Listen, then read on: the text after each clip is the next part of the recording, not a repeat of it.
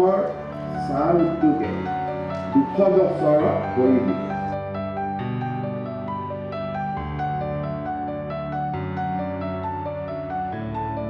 অসমৰ 200 বছৰীয়া চাহ উদ্যোগলৈ আগবঢ়োৱা অনন্য অৱদানৰ স্বীকৃতি হিচাপে ৰাজ্যৰ মুখ্যমন্ত্ৰী ডক্টৰ হিমন্ত বিশ্ব শৰ্মাই চাহ শ্ৰমিকসকলক আগবঢ়াইছে 5,000 টকাকৈ এককালীন আৰ্থিক সাহায্য।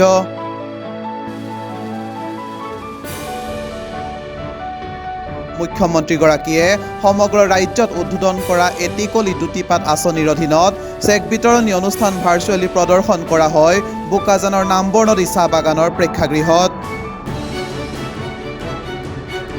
আজি বোকাজান বিধানসভা সমষ্টিৰ অন্তৰ্গত 11খন চাহ বাগানৰ মুঠ 1771 গৰাকী চাহ শ্ৰমিকক এটিকলি দুটিপাত আঁচনিৰ অধীনত 5,000 টকাকৈ এককালীন সাহায্যৰ চেক বিতৰণ কৰে অসম বিধানসভাৰ উপাধ্যক্ষ ডাক্তৰ নুমল মমিনে।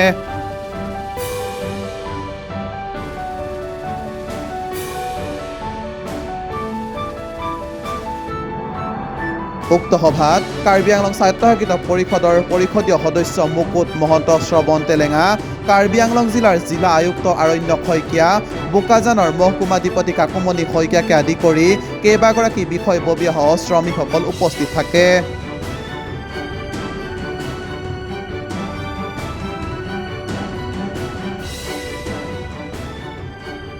মাননীয় মুখ্যমন্ত্ৰী ডক্টৰ হিমন্ত বিশ্ব শৰ্মা দেৱে যি গোটেই অসমতে চাহ শ্ৰমিকসকলক এটা সন্মান প্ৰদান কৰিলে আৰু তাৰ উদ্দেশ্যে আজি এটিকলি দুটিপাতত 5,000 টকাকৈ অসমৰ 7 লাখতকৈ অধিক চাহ শ্ৰমিকক যিটো আৰ্থিক অনুদান আগবঢ়াইছে তাৰে এটা অংশ বোকাজান বিধানসভা সমষ্টিৰ অন্তৰ্গত চাহ বাগিচাত কাম কৰি থকা যিসকল শ্ৰমিক তেখেতসকলক 1,771 গৰাকী ব্যক্তিক আজি 5,000 টকাকৈ প্ৰদান কৰা হৈছে।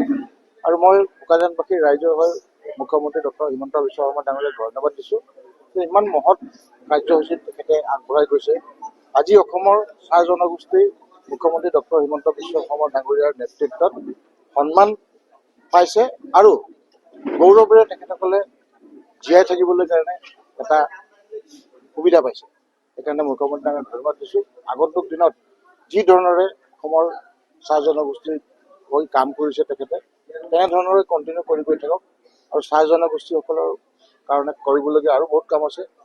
ভাৰতীয় জনতা পাৰ্টীৰ শাসনত অহাৰ লগে লগেই আমাৰ অসমত চাহ জনগোষ্ঠী সম্প্ৰদায়ক বিশেষভাৱে তেখেতসকলৰ ওপৰত গুৰুত্ব প্ৰদান কৰিছে আৰু তাৰে ফলস্বৰূপে মুখ্যমন্ত্ৰী ডাঙৰীয়াই ৰাস্তা পদূলিৰ পৰা আৰম্ভ কৰি পানী যোগান, স্কুল, হস্পিটেল আৰম্ভ কৰি এটিকলি দুটিপাত, তাৰপিছতে ঘৰ, ফ্ৰী ৰেচন, এই সকলোবিলাক এজন অভিভাৱকৰ নিচিনা কেয়াৰ লৈছে। তাৰ কাৰণে তেখেতক ধন্যবাদ দিছোঁ আৰু দীৰ্ঘায়ু কামনা কৰিছোঁ।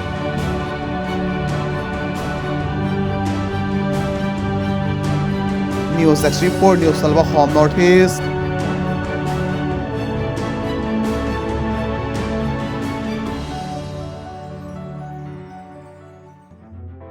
News 12 Assam north east.